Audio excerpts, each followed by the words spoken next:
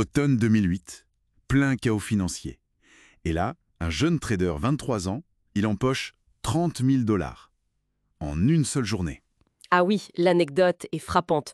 Surtout quand on pense qu'en 98, 10 ans avant, les traders gagnaient déjà très bien leur vie, mais avec des outils beaucoup plus basiques. Exactement. C'est cet univers un peu fou du trading pour compte propre qu'on explore aujourd'hui. On va s'appuyer sur des passages clés d'un livre, One Good Trade, de Mike Bellafiore. Oui, l'idée, c'est de voir ce qu'on peut en tirer, sur ce qui fait réussir ou échouer, d'ailleurs, dans ce métier si exigeant. Quels sont les principes fondamentaux à anéantir? Alors, justement, il y a un concept central dans ce livre. C'est ça, One Good Trade. Tout à fait. C'est vraiment la pierre angulaire. La philosophie, c'est que chaque trade, chaque opération, elle est jugée sur quoi? Sur la qualité de son exécution, selon des règles bien précises, les 7 fondamentaux définis par l'auteur. Ok.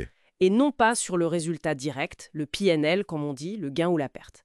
C'est le processus qui compte. Attendez, ça me perturbe un peu. Ça veut dire qu'on peut perdre de l'argent et quand même dire c'était un bon trade. C'est pas facile à avaler, ça. C'est tout le nœud du problème. Bellafiore insiste énormément là-dessus. La discipline, c'est ça le plus important. Accepter une perte, ça fait partie du job si et seulement si la décision de départ était bonne, bien argumentée et que les règles ont été suivies. Il y a cette phrase un peu brute. C'est le processus, stupide. L'idée, c'est vraiment de se détacher de l'émotion du gain ou de la perte immédiate, d'accord? Se concentrer sur la qualité de la décision, encore et encore. Voilà. C'est ça qui, sur le long terme, est censé construire la performance, pas un coup de chance. Le livre utilise aussi des surnoms assez marrants, enfin assez parlants, pour décrire les traders. Ça aide à comprendre les qualités requises, j'imagine. Oui, c'est une bonne façon d'illustrer. Il y a Franchise, par exemple, un ancien athlète universitaire. Ah oui, Lui, il représente cette compétitivité, cette concentration de tous les instants qu'il faut avoir. Ou alors Moneymaker, qui était rentable quasiment dès le début. Ça montre ce focus sur l'exécution, l'efficacité. Moneymaker, ça doit mettre une pression terrible, non? Comme surnom? Probablement. Mais ça montre aussi un état d'esprit. Et à l'inverse, ce qui est intéressant, c'est qu'il montre aussi ceux qui ont galéré. Justement, l'adaptation, l'apprentissage, c'est clé aussi, j'imagine. Ah bah oui, c'est crucial. On a l'exemple de G-Man. Il a traversé une grosse phase de doute, il perdait de l'argent, et il a réussi à rebondir. Comment? En améliorant sa lecture du tape. Sa capacité à décrypter le marché en temps réel, c'est ça? Exactement. Analyser le flux des ordres pour mieux anticiper. Et il y a aussi The Yipster. Lui, c'est l'image de l'amélioration lente, discrète, mais constante. Chaque jour un petit peu mieux. Ça, c'est intéressant. Et cette idée d'apprendre, ça revient avec d'autres exemples. Comme Jay Tomei, je crois. On parle de sa persévérance. Oui, et de sa positivité. Le livre raconte qu'il allait chercher l'info auprès des meilleurs traders, même le week-end, pour comprendre leur stratégie. Ça montre un engagement. Total, ouais. Total. Et ça nous amène à un autre point essentiel. L'importance d'écouter. Et de se préparer. Écouter qui ou quoi? Écoutez le marché, d'abord. C'est lui le vrai patron, comme dit Bellafiore. Et écoutez les autres, les traders plus expérimentés, qui partagent leurs leçons, souvent apprises difficilement. Il y a cette analogie avec Bill Clinton, qui écoutait attentivement ses profs pour comprendre ce qu'ils attendaient. D'accord. Et l'inverse est vrai aussi. Ne pas écouter, ça peut faire mal.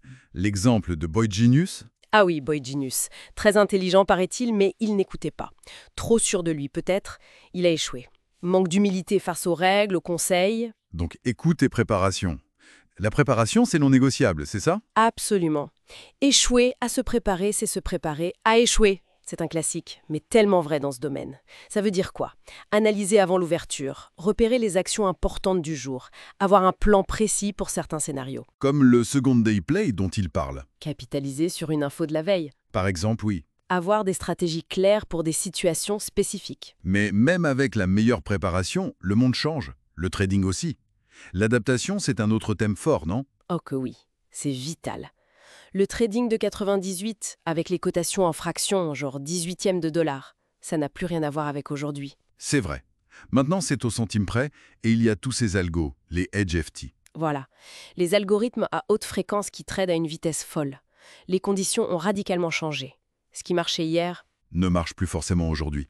il faut se réinventer. Constamment réévaluer ses méthodes, apprendre de nouvelles stratégies.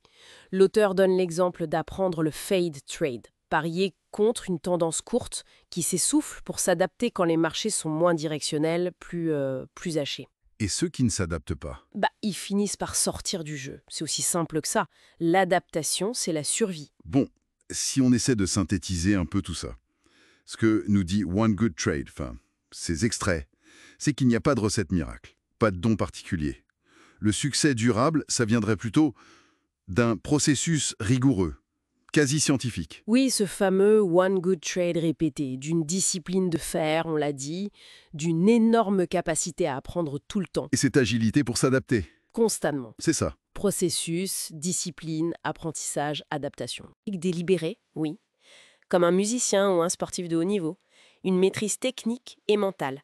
Et toujours se focus sur la qualité de l'action, du geste, plutôt que sur le gain immédiat. Et on pourrait se demander peut-être si cette approche privilégiait le processus, la qualité de l'exécution sur le résultat à court terme, si ce n'est pas une leçon qui va bien au-delà du trading. Applicable dans plein d'autres domaines où on cherche la performance, malgré la pression, l'incertitude. C'est une excellente question pour conclure, je trouve. Ça laisse matière à réflexion.